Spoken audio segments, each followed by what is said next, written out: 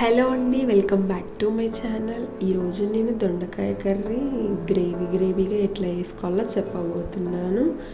మీరు కూడా ట్రై చేయండి, ఇంట్లో చాలా చాలా టేస్టీగా వస్తుంది. దొండకాయ కర్రీకి కావాల్సిన ఏమున్నాయండి, మామూలుగా ఆనియన్స్, టమాటాలు, దొండకాయలు అన్నమాట. ఫస్ట్ స్టవ్ పైన ఒక గిన్నె పెట్టుకొని ఇందులో ఆయిల్ వేసుకోవాలి.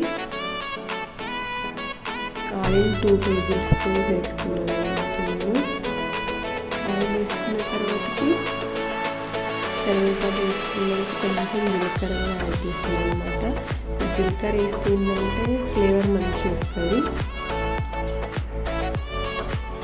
జీలకర్ర ఫ్రై అయిన తర్వాత నేను ఆనియన్స్ వేసుకున్నాను. ఆనియన్స్ వేసిన తర్వాతకి ఆనియన్స్ తొందరగా ఉడకడానికి సాల్ట్ వేసిన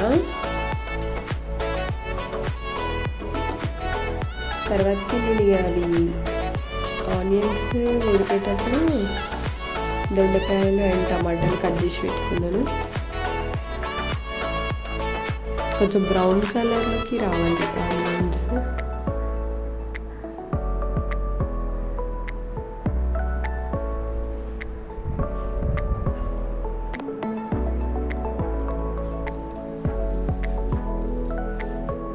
నెక్స్ట్ ఆనియన్స్ బ్రౌన్ కలర్ అయిన తర్వాత దొండకాయలు వేసేసినాను అనమాట. దొండకాయలు ఇట్లా అయినా కట్ చేసుకోవచ్చు, రౌండ్గా కూడా కట్ చేసుకోవచ్చు. నాకు కొంచెం ఇది ఈజీ ప్రాసెస్ అనిపించింది కాబట్టి ఇట్లానే కట్ చేసిన. మూత పెట్టి ఒక 5 minutes ఉడికించుకోవాలి. మెత్తగా అయిపోతాయి అనమాట ఆవిరికి. నెక్స్ట్ ఇందులో టమాటాలు వేసుకున్నాను అనమాట. టమాటాలు అండ్ కొత్తిమీర రెండు ఒకటేసారి వేసుకున్నా. టమాటాలు లాస్ట్లో వేసుకోవాలి, ఎందుకంటే అందులో వాటర్ ఉండడం వల్ల ఆనియన్స్ అండ్ దొండకాయలు ఉంటాయి కాబట్టి.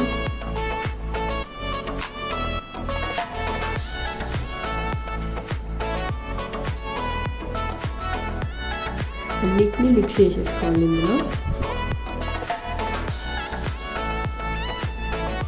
తర్వాత మూత పెట్టుకోవాలి.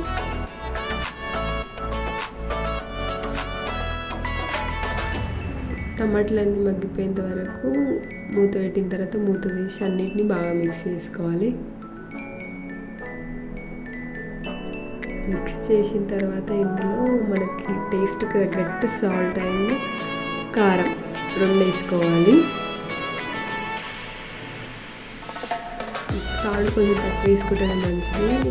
సప్పగా ఉంటే లాస్ట్లో వేసుకోవచ్చు. ఎక్కువ వేసుకుంటే ఉప్పు అయిపోతుంది కూర.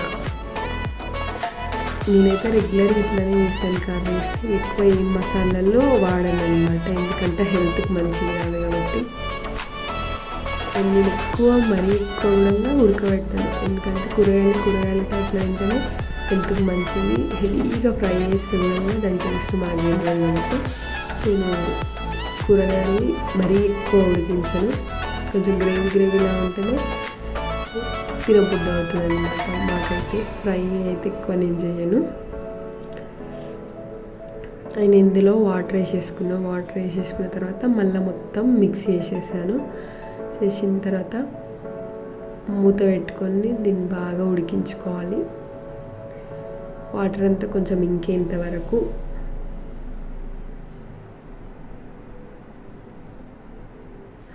అండ్ మధ్యలో కలుపుతుండాలన్నమాట, అడుగంటకుండా. అంతే టేస్టీ దొండకాయ కర్రీ గ్రేవీ టైప్లో రెడీ అయిపోయింది. మీరు కూడా మీ ఇంట్లో ట్రై చేయండి. Bye bye. Subscribe my channel.